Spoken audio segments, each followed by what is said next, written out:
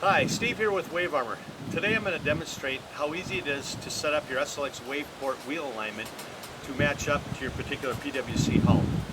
In this case we have a Sea-Doo RXP two-person machine, and what I'm going to do is I'm just going to pull it back and forth to see if any of the wheels are hitting any of the chines or any of the steps in the hull. There it hits. Hopefully you can see that. At about 2 feet back I'm hitting a little bump there. So what I want to do is I want to get down on my hands and knees, identify that wheel, see if I can move it to a location that will meet the smooth part of the hull.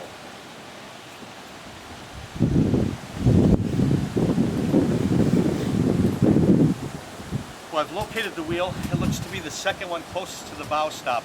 And if I move it to that middle location, I think that'll be match up to the smooth part of the hull. So I'm going to go ahead on the other side of the dock and we'll show you how to position that wheel.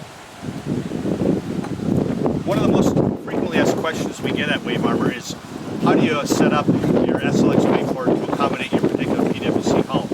And the best answer we can say is just trial and error, just as we're doing here. Drive your jet ski up on the port, pull it back and forth, and see if it hits any kind of chine or step. And if it does, locate that particular position, see if you can move that wheel to accommodate the smooth part of the hull, and pop it into that pocket, and that should do the trick. And we'll show you how easy that is here.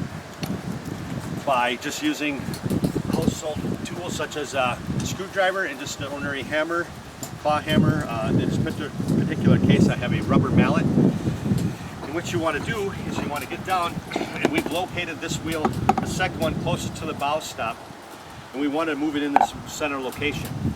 So by grabbing the screwdriver, each axle has a little dimple drilled into the end of it that easily grabs the screwdriver to make it easy to pry up. So as we pop it up, pop up the one side,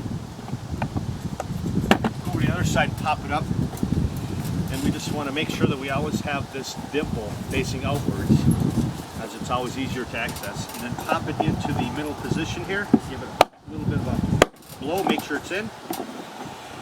And we want to do the same on the other side, and that would be set up for our Sea-Doo RXP.